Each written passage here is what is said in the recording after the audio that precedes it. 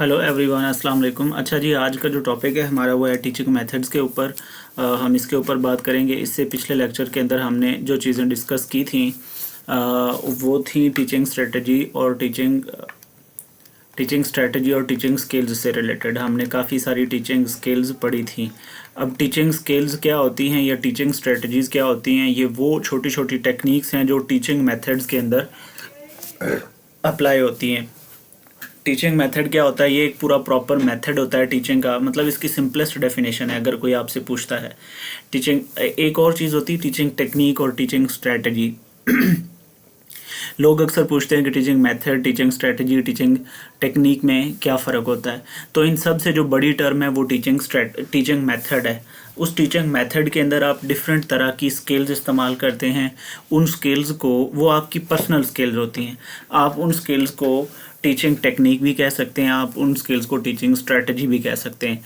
अब teaching strategy और technique में क्या डिफरेंस है, ये बड़ा इंपॉर्टेंट है। लोग, जब भी आप किसी टेक्निक का मतलब होता है जब भी आप किसी स्ट्रेटजी के अंदर या किसी स्किल के अंदर टेक्नोलॉजी का इस्तेमाल कर लेते हैं, टेक्नोलॉजी इस्तेमाल करते हैं कोई भी, ठीक है। Even if you are using for example digital pen आप यूज़ कर रहे हैं, आप इंटरनेट यूज़ कर रहे हैं, ठीक है। कोई भी डिजिटल या कोई भी टेक्नोलॉजिकल गैजेट या टूल आप इस्तेमाल करते हैं किसी स्ट्रेटजी के अंदर, तो उस स्ट्रेटजी को हम टीचिंग टेक्निक फिर बोलते हैं। ये एक माइन्यूट सा डिफरेंस होती, वो भी टीचिंग स्ट्रेटजी ही है। For example blended learning. अब ब्लेंडेड लर्निंग एक टीचिंग स्ट्रेटजी है, एक टीचिंग स्किल है, एक टीचिंग टेक्निक है। Why it is technique? क्योंकि आप इसके अंदर ऑनलाइन लर्निंग को इस्तेमाल कर, ऑनलाइन टीचिंग मेथड्स को, ऑनलाइन टीचिंग टूल्स को इस्तेमाल कर रहे हो। सो बेसिकली सबसे बड़े लेवल पे मसलन अगर हम बात करें, ये एक क्यूब है, ये है टीचिंग मेथड। इसके अंदर ही स्किल्स होती हैं, इसके अंदर ही टीचिंग टेक्निक्स होती हैं। अब स्किल्स या स्ट्रेटजीज़ के ऊपर हमने काफ़ी बात कर ली है पीछे, तो अब हम टीचिंग मेथड्स के ऊपर बात करते हैं।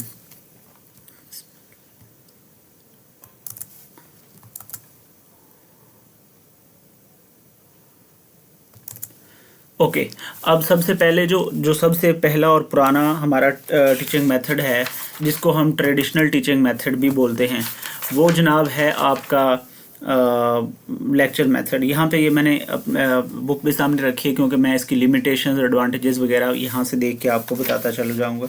सबसे पहला जो हमारा टीचिंग मेथड है ना, वो हमारा लेक्चर मेथड है। लेकिन इससे भी इम्पॉर्टेंट काइंडली ये नोट कीजिएगा, इससे भी इम्पॉर्टेंट जो हमारा, ये मैं एक चीज़ हाइड कर लूँ, जस्ट एक सेकंड, यहाँ से इमेज डिलीट करना पड़ेगा।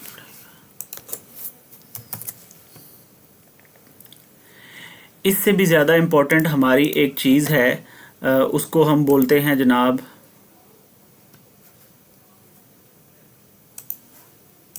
टीचर का रोल। जब तक हमें टीचर का रोल नहीं समझ आएगा तो फिर हम इसके ऊपर बात नहीं कर सकेंगे। टीचर के रोल से क्या मुराद है?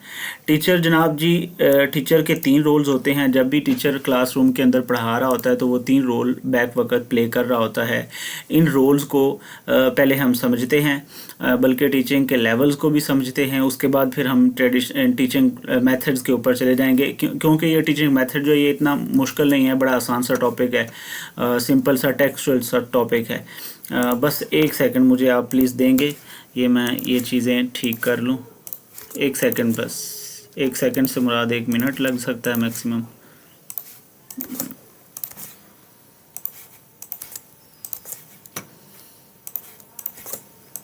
मैं बस अपनी स्लाइड को ज़रा सा ठीक करके, I will be back in a soon. आखिरी रह गया।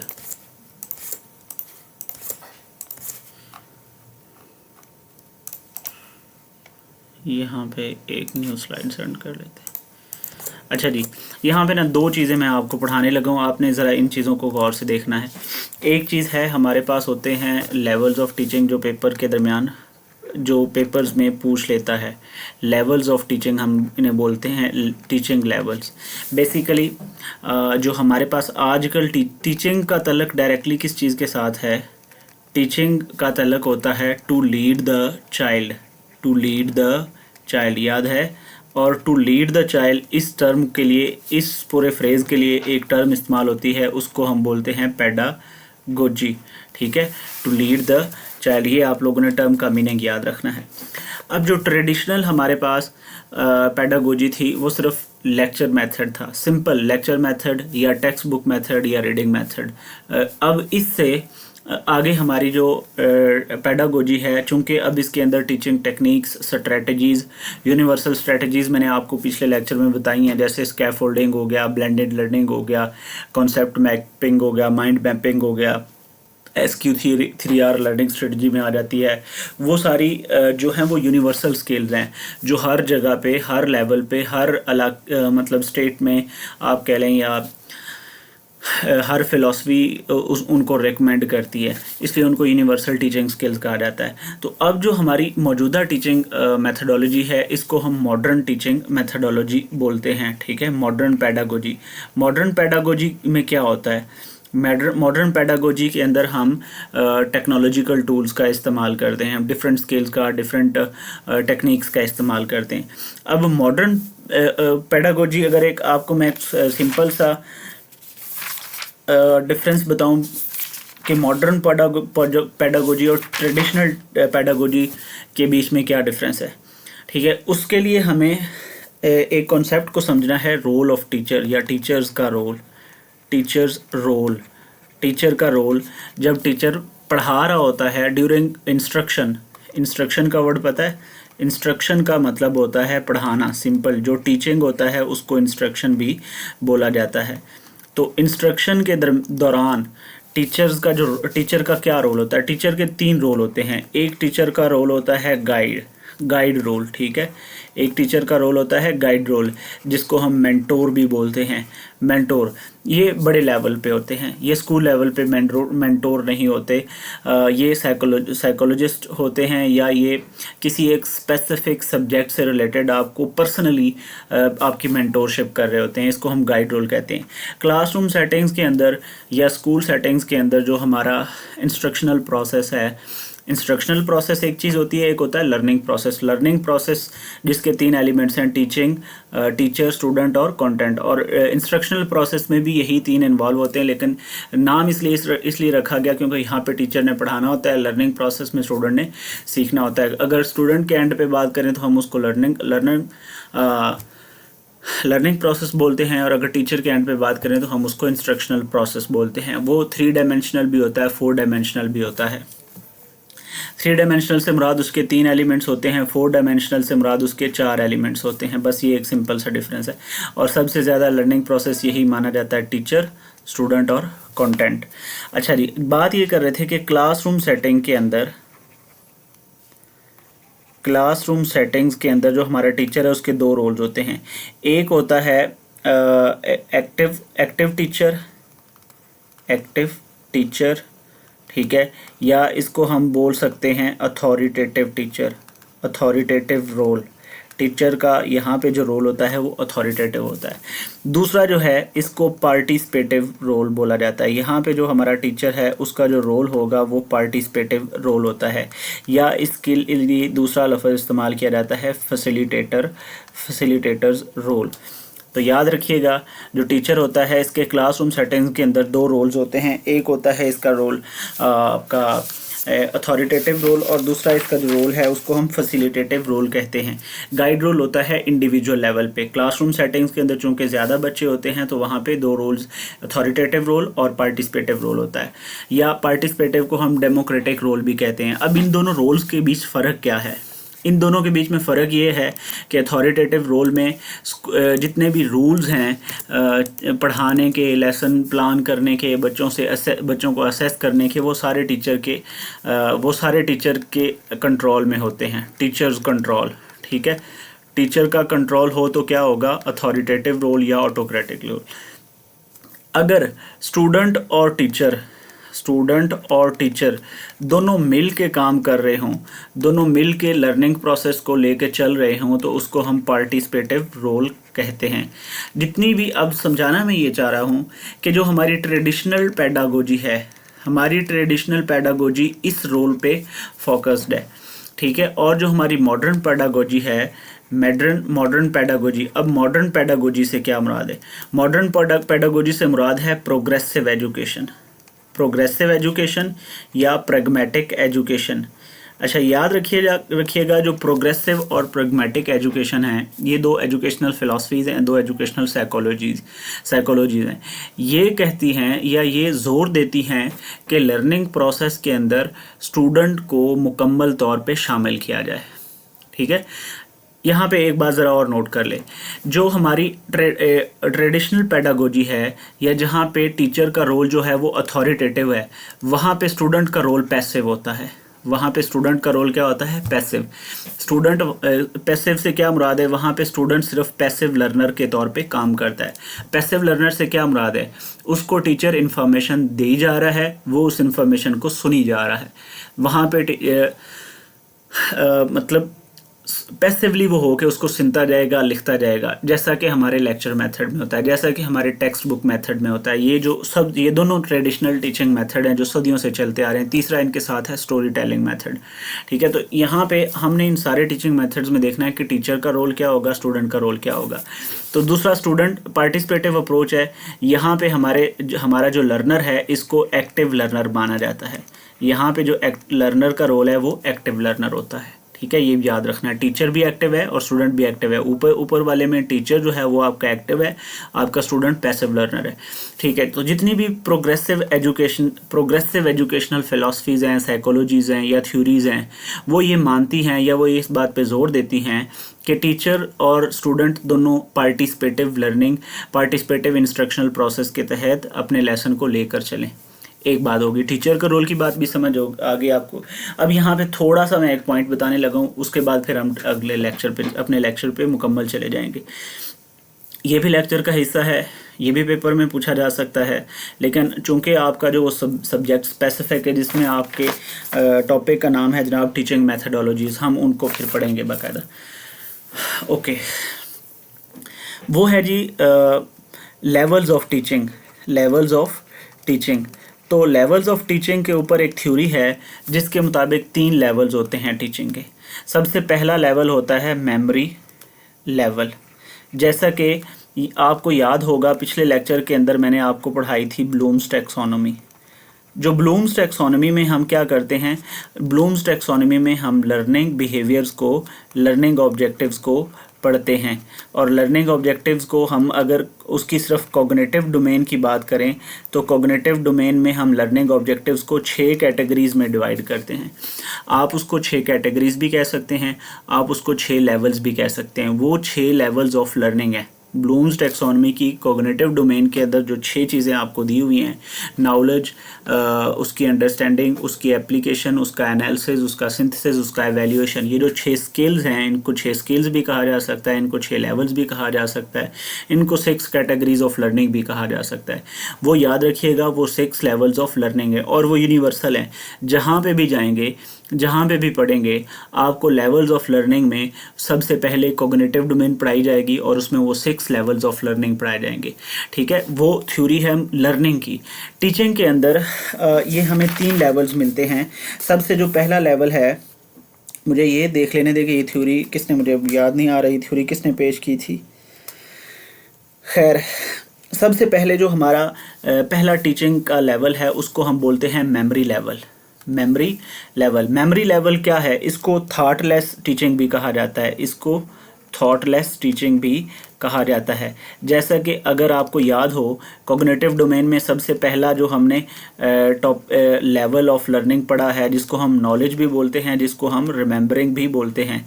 इसमें क्या कहा जाता है कि इसमें सिर्फ आपने चीज़ों को याद रखना है, चीज़ों को सिर्फ याद रखना है।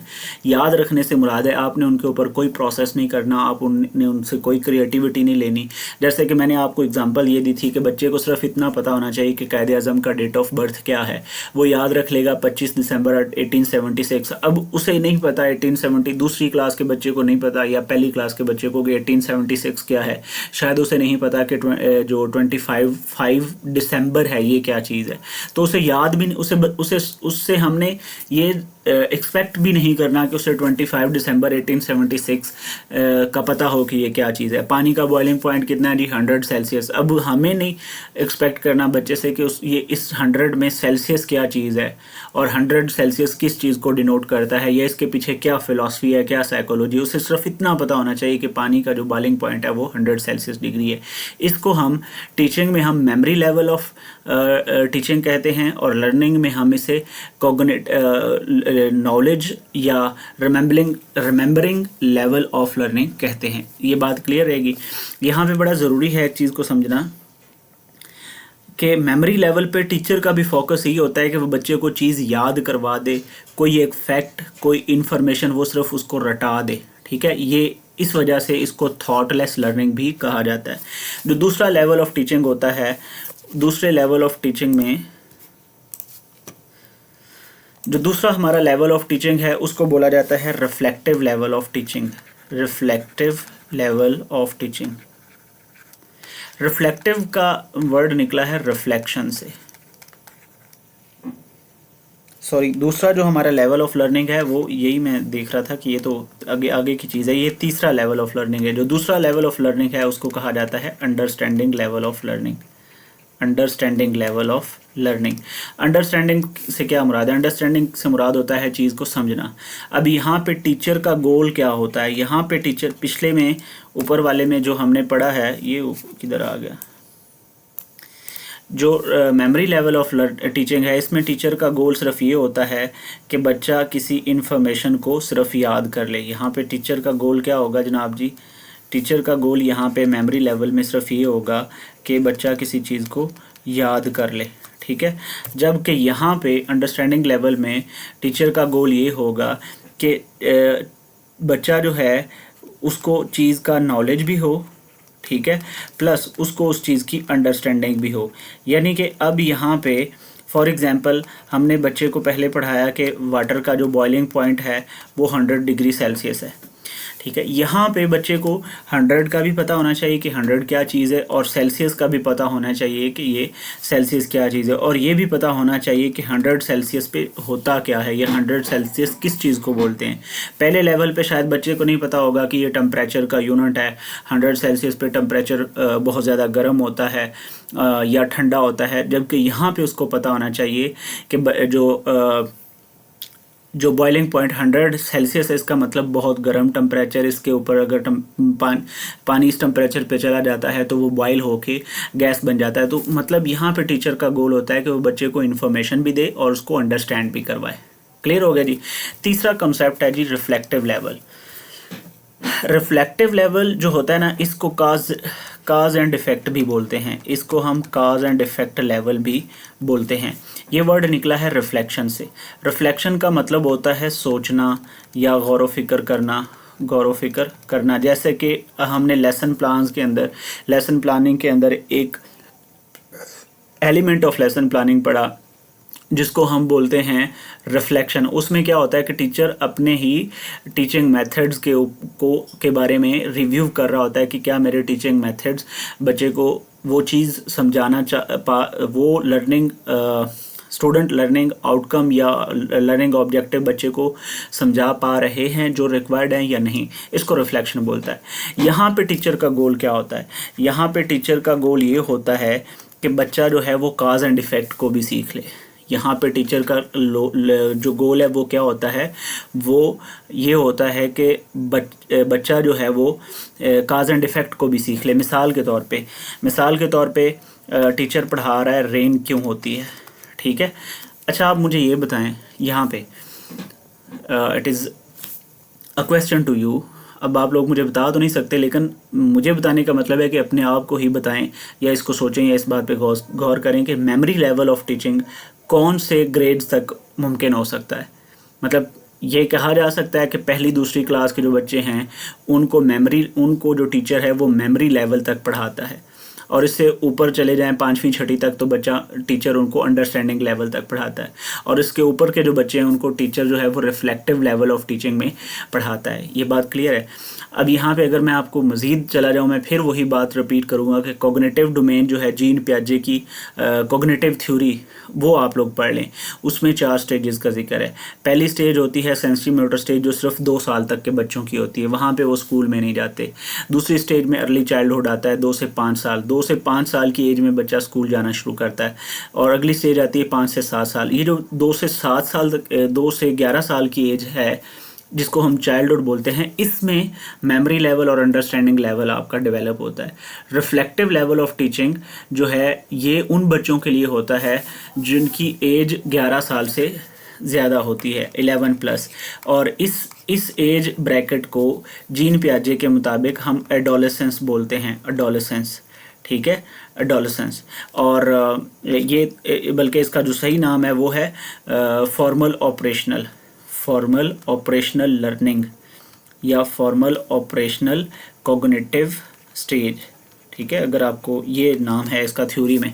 इससे पहले वाली होती है कॉन्क्रीट ऑपरेशनल, और इससे पहले वाली होती है प्री ऑपरेशनल या pre logical stage of learning. ये 4 स्टेजेस हैं, वहाँ पे आप देखेंगे। तो इस स्टेज का जो बच्चा होता है ना, फॉर्मल ऑपरेशनल का 11+ ईयर वाला बच्चा, वो उसका दिमाग इतना डेवलप हो चुका होता है, पढ़ा के इतना दिमाग उसका डेवलप हो चुका होता है, वो चीज़ों के पीछे काज एंड इफेक्ट ढूंढ लेता है। मसलन बारिश हुई है तो बारिश के पीछे वजह क्या है। अगर आपसे दूसरी तीसरी क्लास का बच्चा या आपका छोटा बच्चा 5-7 साल का पूछता है कि बारिश क्यों होती है, आप उसे कहते हैं कि जी बादल आते हैं तो बारिश होती है, आपने उसे ये सबक पढ़ा दिया है।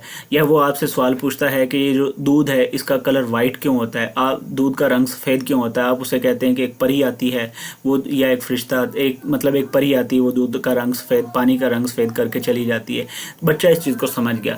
लेकिन 11 साल से ज़्यादा का बच्चा इस जवाब पे मुतमिन नहीं होगा कि बादल आए और बारिश, जब भी बादल होंगे बारिश होगी, या एक परी आती है वो पानी को दूध बनाकर चली जाती है। वो काज ढूंढने की कोशिश करेगा, उस काज के पीछे इफेक्ट ढूंढने की कोशिश करेगा। उसको पता होगा कि बादल जब भी आते हैं हमेशा रेन नहीं होती, जब उनको एक ख़ास टेम्परेचर चाहिए होता है बादलों को बारिश बरसाने के लिए, प्रेसिपिटेशन देने के लिए। तो जब उनको वो ख़ास टेम्परेचर मिलता है, भले उस वक़्त हमें बादल नज़र ना आ रहे हों, भले उस वक़्त धूप भी पड़ रही हो, तो फिर भी बारिश हो जाती है। तो उसको काज एंड इफेक्ट का पता होता है। तो ये बेसिकली 3 लेवल्स ऑफ लर्निंग है, मेमोरी लेवल, अंडरस्टैंडिंग लेवल और रिफ्लेक्टिव लेवल। ये टीचिंग के 3 लेवल हैं। ये 3 लेवल के हैं टीचिंग के। तो जब भी टीचर पढ़ाता है, जो पेडागोजिकल एक्सपर्ट टीचर होता है, उसको आइडिया होता है कि मुझे अब मैं मेमोरी लेवल पे, अपने लेसन प्लानिंग में मेमोरी लेवल पे क्या चीज़ रखूँगा, अंडरस्टैंडिंग लेवल पे क्या चीज़ रखूँगा, कब रखूँगा, कौन से बच्चों के लिए रखूँगा, रिफ्लेक्टिव लेवल पे कौन से बच्चों के लिए कौन सी एक्टिविटीज़ प्लान करूँगा, ठीक है। तो ये अगर देखा जाए तो ये जो तीनों हैं, मेमोरी लेवल ऑफ अंडरस्टैंडिंग या अंडरस्टैंडिंग टीचिंग या reflective teaching, reflective level of teaching को हम रिफ्लेक्टिव टीचिंग भी बोलते हैं। तो ये तीनों एक हिसाब से टीचिंग स्किल्स भी हैं, तो ये भी आप लोग नोट कर लीजिएगा। ओके, अब हम थोड़ा सा आगे चलते हैं अपने टीचिंग मेथड्स के ऊपर। तो सबसे पहले यहाँ पे है टीचिंग मेथड जो है वो मेरे पास है जनाब जी। आई होप सो कि ये चीज़ें आपको क्लियर हुई होंगी। अब अगला जो एक और वैसे यहाँ पे टॉपिक है मैक्सिम्स ऑफ टीचिंग। टीचिंग के असूल्स होते हैं, लेकिन वो चूँकि सिलेबस में नहीं है तो वो मैं आपको पढ़ाऊँगा भी नहीं, मैं उसको स्किप कर देता हूँ। ये एक और सवाल है यहाँ पे, टीचर ये सब क्यों करता है? ये जो प्लानिंग है, ये रिफ्लेक्टिव टीचिंग है, या टीचिंग के अंदर टीचिंग स्किल्स को, टीचिंग टेक्निक्स को इस्तेमाल करना टीचर ये क्यों करता है? ये टीचर इसलिए करता है ताकि it could make teaching effective. यहाँ पे ना एक और बात को मैं रिलेट कर दूँ, वो क्या है जनाब जी, हमने लर्निंग की डेफिनेशन पढ़ी है। लर्निंग का मतलब क्या होता है? लर्निंग का मतलब होता है permanent change in behaviour. Permanent change in behaviour, इसको कहते हैं हम लर्निंग। ये लर्निंग की डेफिनेशन है। कब भी आपसे कोई पूछता है कि लर्निंग की डेफिनेशन क्या है, तो लर्निंग की डेफिनेशन जनाब है परमानेंट चेंज इन बिहेवियर। अब ये परमानेंट चेंज इन बिहेवियर कौन ला सकता है? या तो आप खुद ला सकते हैं, ठीक है, अपने बिहेवियर के अंदर change. So when ever you bring change in your behaviour it is called you have learned. तो आपने बजाते खुद भी सीखा है। जब आप खुद से चीज़ें सीखते हैं ना, तो इसको बोलते हैं सेल्फ रेगुलेशन। वो लर्नर जो खुद से चीज़ें सीखता है उसको हम बोलते हैं self regulated learner. Self regulated learner, चलो ये ज़रूरी रेलेवेंट चीज़ थी, ये भी मैं आपको बता देता हूँ। Self regulated learner. अब ये जो सेल्फ रेगुलेटेड लर्नर है, जो खुद से चीज़ें सीखते हैं, इनके लिए इनको अडल्ट लर्नर कहा जाता है। इनके लिए हम पेडागोजी का वर्ड इस्तेमाल नहीं करते, इनके लिए हम एक वर्ड इस्तेमाल करते हैं, उसको बोलते हैं एंड्रागोजी। एंड्रागोजी का मतलब अडल्ट लर्नर, ठीक है। अडल्ट लर्नर जो खुद से चीज़ों को सीख रहा होता है, सही है, जो खुद से अपने अंदर चेंज ला रहा होता है, सेल्फ रेगुलेटेड लर्नर। या और इसकी भी थ्योरी है प्रॉपरली कि आपने सेल्फ रेगुलेटेड लर्नर कैसे बनना है, आपने प्रोग्राम्ड इंस्ट्रक्शन को किस तरह से सीखना है, अपनी लाइफ में किस तरह से अप्लाई करना है। फ्लिप्ड लर्निंग का कॉन्सेप्ट इसी के अंदर आ जाता है। तो ये भी फिर प्रॉपरली एक टीचिंग थ्योरी बन जाती है, लर्निंग थ्योरी बन जाती है, और इसको हम बोलते हैं एंड्रागोजी। खैर, हम इस लेवल तक नहीं जाते, इससे थोड़ा सा पीछे आते हैं।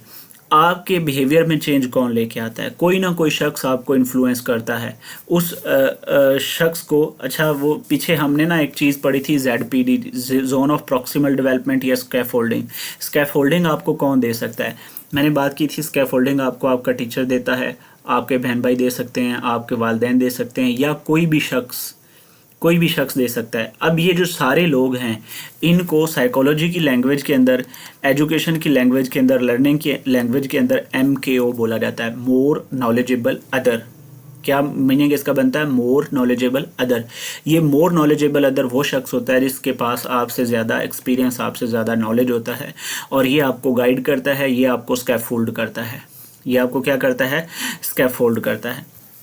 ओके, तो ये जो मोर नॉलेजेबल अदर है, ये आपके बिहेवियर में चेंज लेके आता है। तो ये एक्चुअली करता क्या है? ये आपको करता है टीचिंग। ये आपको क्या करता है? टीचिंग। अब तो क्या मैं कह सकता हूँ जो टीचिंग है, इसका मेन गोल क्या है? What is the main goal of teaching? Teaching का मेन गोल होता है जनाब, to bring change in behaviour. To bring change in behaviour. देखो, तो टीचिंग और लर्निंग का उलट भी हमें समझ में आ गया। लर्निंग का मतलब होता है चेंज इन बिहेवियर, किसी के बिहेवियर में चेंज लेके आना, और ये टीचिंग का असल में यही पर्पस होता है, यही मकसद होता है कि वो किसी के बिहेवियर में चेंज लेके आ जाए। सही हो गया? यहाँ तक भी पॉइंट क्लियर हो गया। अब आगे एक चीज़ है,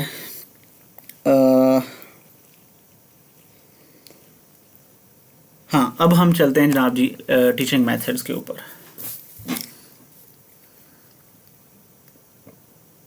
सबसे जो ज़्यादा पुराना और ट्रेडिशनल टीचिंग मेथड है ना जनाब,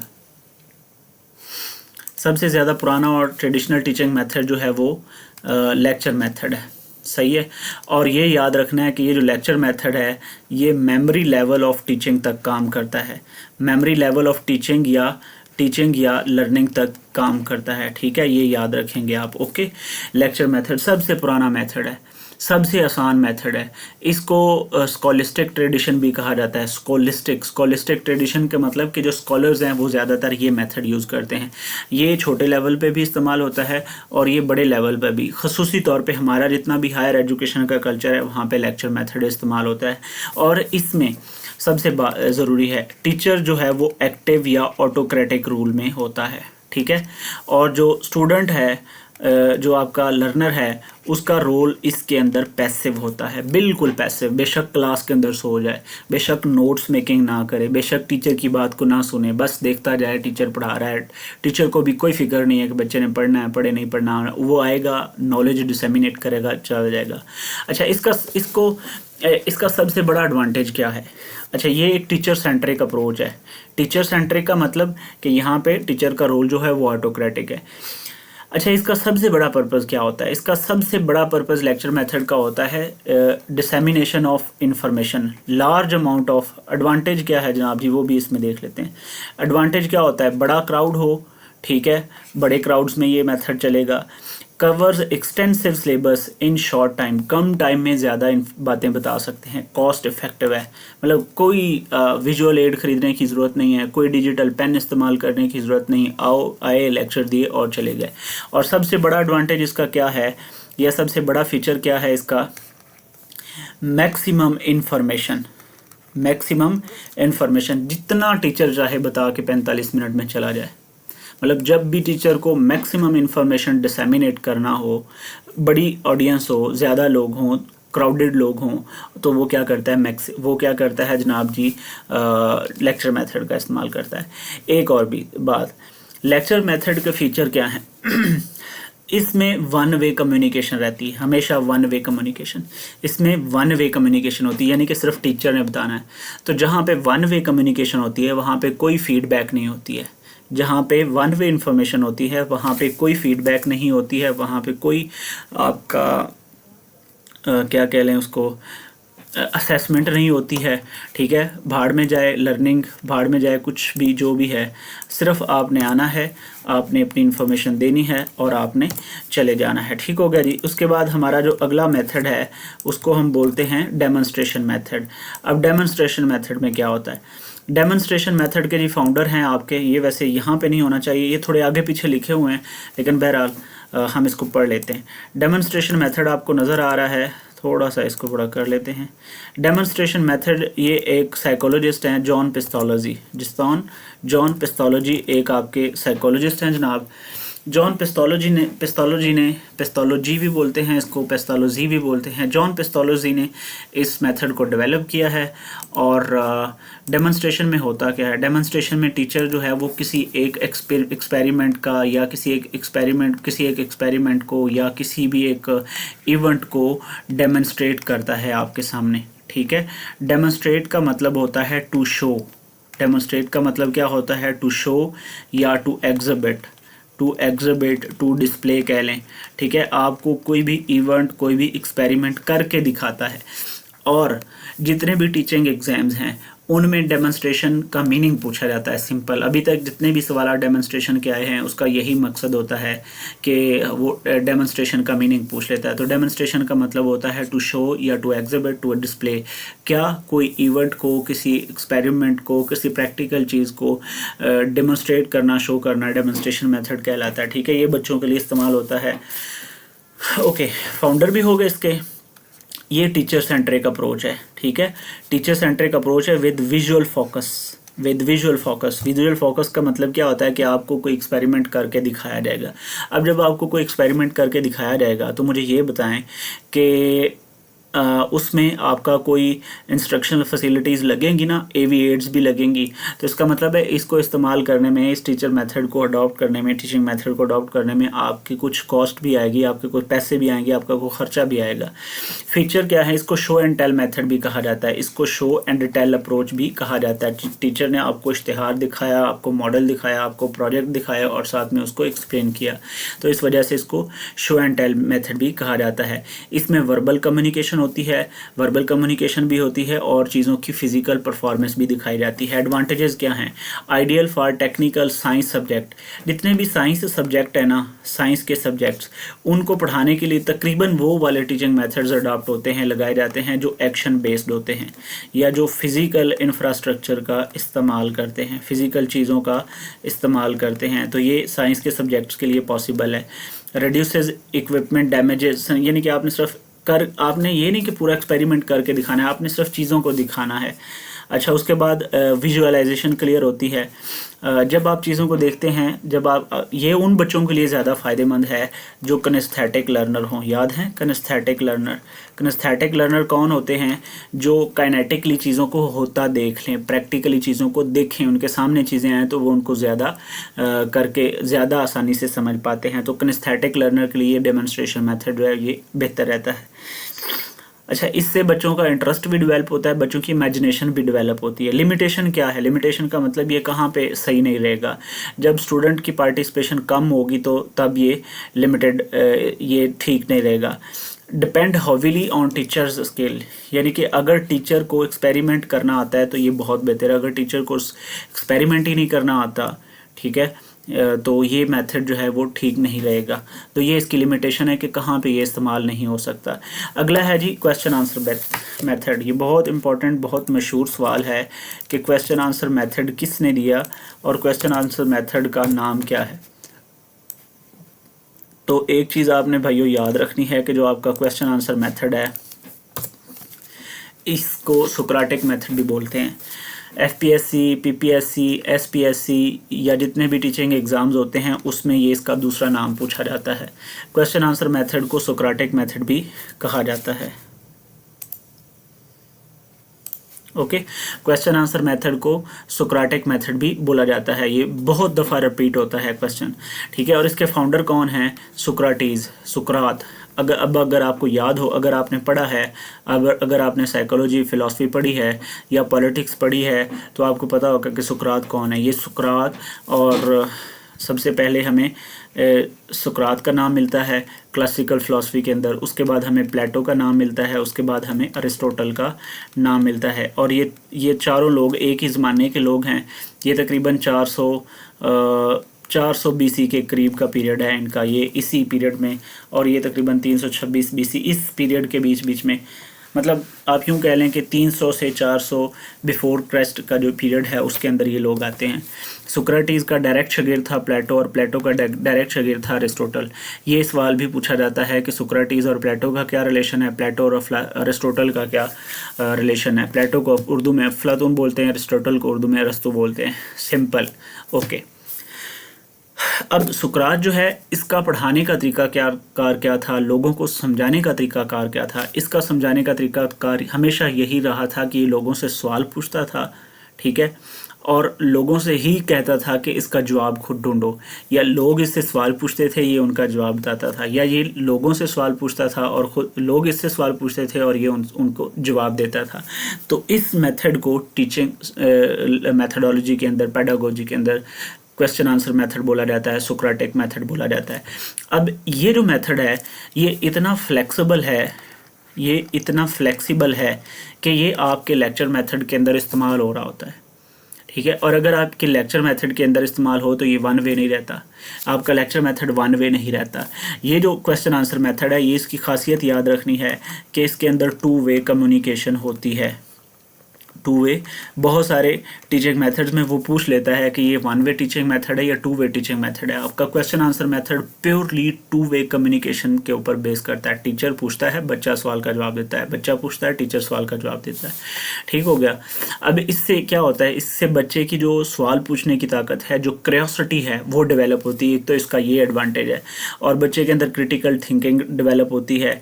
बच्चे की अंडरस्टैंडिंग जो है वो इंस्टेंटली चेक हो जाती है। टीचर ने सवाल पूछा है, यानी कि फौरी असेसमेंट कर ली। टीचर ने सवाल पूछा, बच्चे ने बता दिया, टीचर को पता लग जाएगा कि बच्चे ने चीज़ को अंडरस्टैंड किया है या नहीं किया। तो मतलब एक तरह से ये मेमोरी लेवल से थोड़ा अगले किस्म का टीचिंग मेथड है, ओके। इसमें इसका तरीक़ाकार क्या है कि सीरीज़ ऑफ क्वेश्चंस बच्चों से पूछे जाते थे ताकि वो ट्रुथ या लॉजिकल कंक्लूजन के ऊपर पहुंच जाएं। अब ये जो ट्रुथ है ना, ये प्योर फिलॉसफी का एक वर्ड है।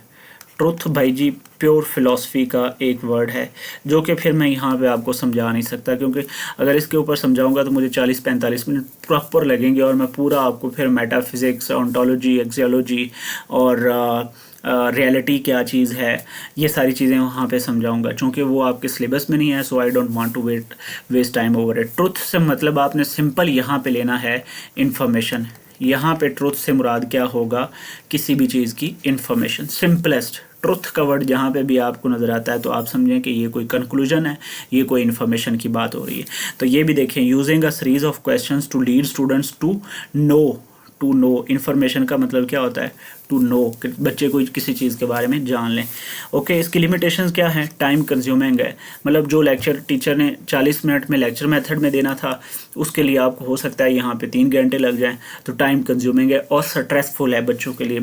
हर बच्चा क्वेश्चन का सवाल जनरेट नहीं कर सकता, हर बच्चा क्रिएटिव लर्नर नहीं होता, हर बच्चे का IQ लेवल नहीं होता, बच्चों के IQ में डिफरेंस होता है, उनके इंडिविजुअल डिफरेंसेस होते हैं। तो सारे बच्चे क्लास में इक्वल नहीं बैठे होते, तो सारे बच्चे क्वेश्चन आंसर मेथड के जरिए नहीं पढ़ सकते, क्योंकि उनके अंदर क्रिएटिविटी नहीं होती। ओके जी, नेक्स्ट है जी डिस्कशन मेथड। डेवियन फ़िलॉसफी यहाँ पे एक टर्म इस्तेमाल की हुई है। डेवियन फ़िलॉसफी का मतलब है जॉन डेवी।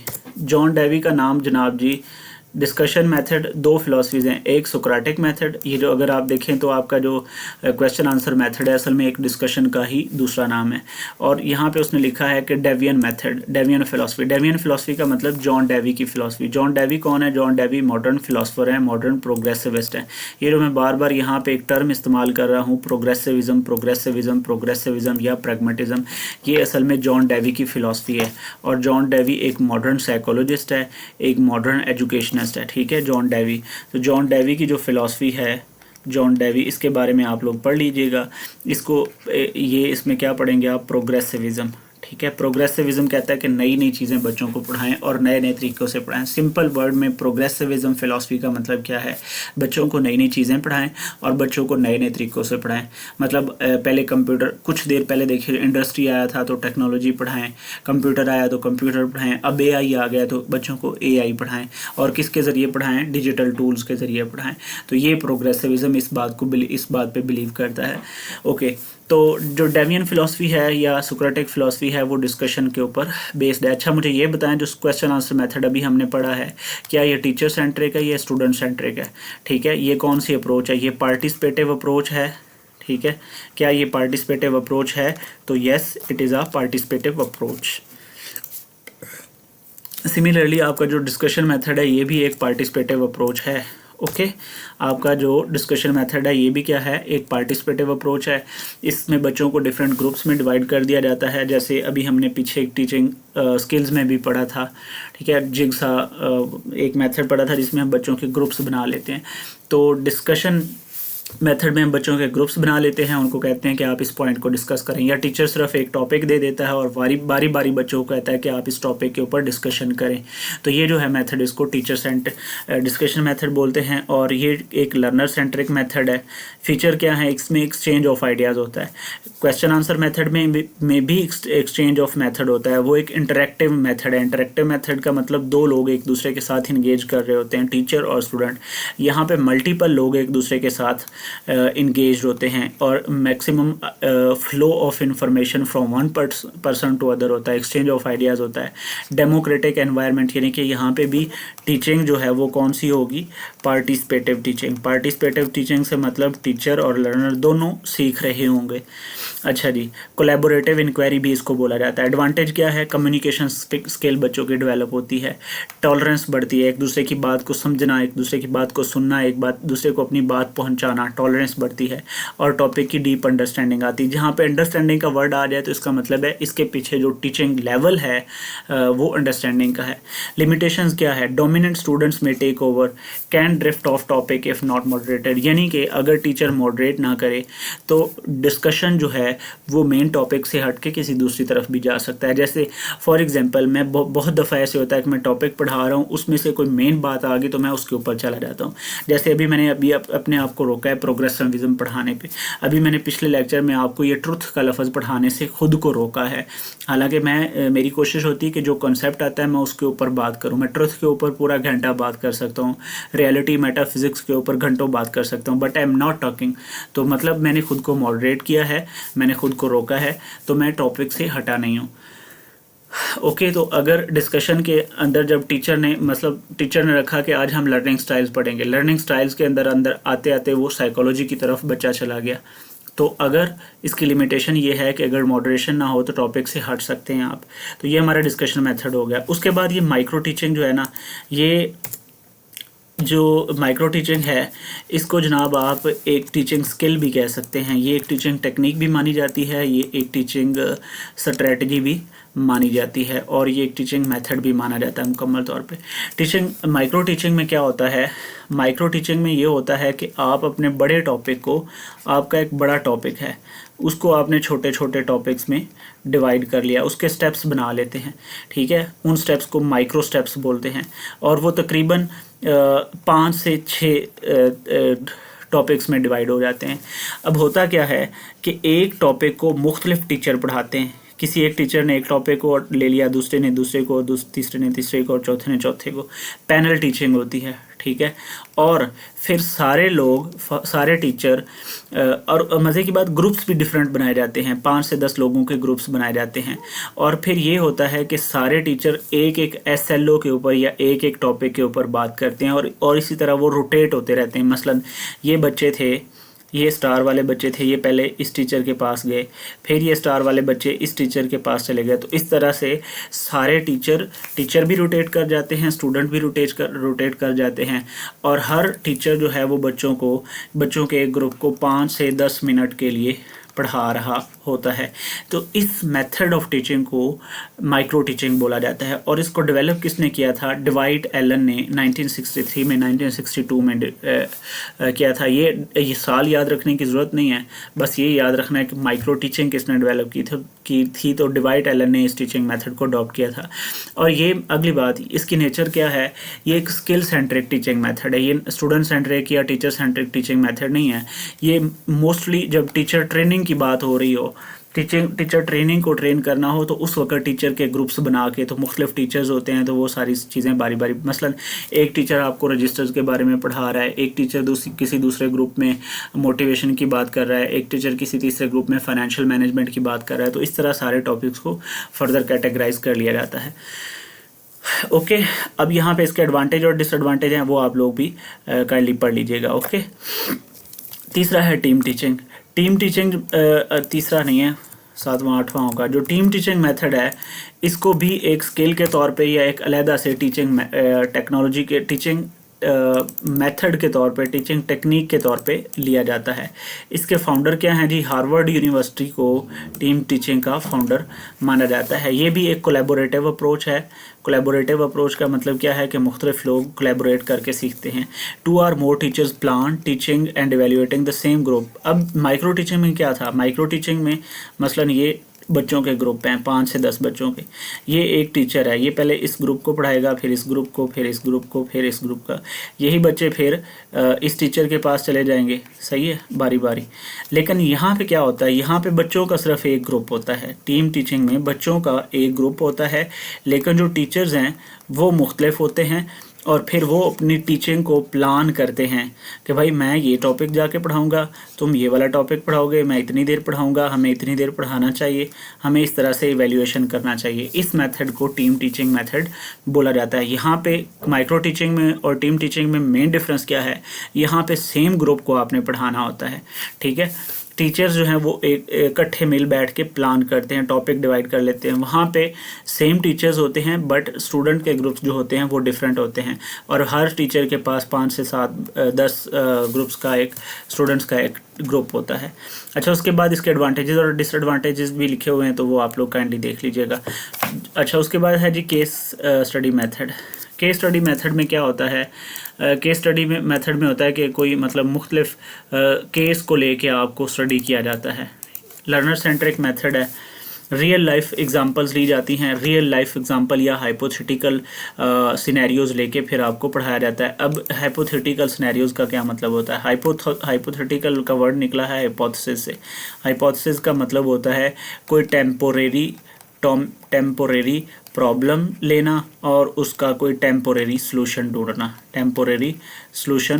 ढूंढ लेना, इसको हम बोलते हैं हाइपोथेसिस। तो मतलब एक सिनेरियो क्रिएट किया जाता है किसी भी टॉपिक को लेके, फिर उस सिनेरियो के ऊपर बात की जाती है, या कोई रियल लाइफ से कोई भी या तो टेम्पोरेरी सिनेरियो भी लिया जा सकता है, या फिर रियल लाइफ से भी कोई सिनेरियो लिया जा सकता है, तो फिर उसके ऊपर बात होती है। नो जी, नेक्स्ट इज जी ब्रेनस्टॉर्मिंग। ये जो ब्रेनस्टॉर्मिंग है, ये एक कॉग्निटिव लर्निंग स्ट्रेटजी है। अगर आपको याद हो, पिछले लेक्चर में मैंने इसके ऊपर काफ़ी बात की थी, या शायद वहाँ पे ये शायद स्किप हो गया था, इस वजह से यहाँ पे डाला है। ब्रेनस्टॉर्मिंग क्या होता है भाई? ब्रेनस्टॉर्मिंग जो है ये आपकी एक लर्निंग स्किल है, ठीक है। ब्रेनस्टॉर्मिंग क्या है? ये आपकी कॉग्निटिव लर्निंग स्किल है। याद है मैंने आपको बताया था टीचिंग स्किल्स या जो हैं इसको 2 हिस्सों में डिवाइड करते हैं हम, एक बिहेवियरल टीचिंग स्किल्स और एक cognitive learning skills. Cognitive learning skills का मतलब ये है कि यहाँ पे बच्चे का लर्निंग प्रोसेस खुद से चल रहा होता है, बच्चा दिमाग में काम कर रहा होता है। तो ब्रेनस्टॉर्मिंग में भी क्या होता है? मसलन मैं अगर आपसे पूछ लेता हूँ कि मुझे बताएं कि पाकिस्तान की सोशो इकोनॉमिक इश्यूज़ क्या हैं, तो आप क्या करते हैं, आप डिफरेंट पॉइंट्स इसके ऊपर ढूंढना शुरू कर देते हैं। Simple is this term. तो ये एक टीचिंग टेक्नोलॉजी, ये एक टीचिंग स्ट्रेटजी या टीचिंग स्किल मानी जाती है। तो इसको हम ब्रेनस्टॉर्मिंग बोलते हैं। इसको डेवलप किसने किया था? एलेक्स फेकने ऑसबॉर्न ने। ये नाम आप लोगों ने याद रखना है। ब्रेनस्टॉर्मिंग को किसने डेवलप किया था? एलेक्स फेकने ऑसबॉर्न। और ये एक लर्नर सेंट्रिक अप्रोच है। फीचर क्या है कि ज़्यादा इन्फॉर्मेशन, ज़्यादा आइडियाज़ आते हैं आपको चीज़ों के ज़्यादा आइडियाज़ आते हैं। और एडवांटेज क्या है? ये आपकी क्रिएटिविटी को बढ़ाता है, ये आपके फियर ऑफ फेलियर को कम करता है, आपके अंदर मेंटल एनर्जी प्रोड्यूस करता है। मतलब मैं बच्चों से कहता हूँ कि मुझे बताएं जी, मुझे पानी की खसूसियात बताएं, तो बच्चे खुद से पॉइंट्स लिख रहे होते हैं, तो खुद से दिमाग से जनरेट कर रहे होते हैं चीज़ें, तो ब्रेनस्टॉर्मिंग कहलाता है। लिमिटेशन क्या है? सम स्टूडेंट में रिमेन साइलेंट। कुछ बच्चे क्लासरूम में आपने देखा होगा अक्सर ब्रेनस्टॉर्मिंग में बिल्कुल हिस्सा नहीं ले रहे होते, पैसिव होकर बैठे होते हैं। जहाँ पे लर्नर सेंट्रिक का वर्ड आता है तो इसका मतलब है कि ये पार्टिसिपेटिव अप्रोच है। इसमें टीचर और स्टूडेंट दोनों टीचिंग मेथड का हिस्सा होते हैं।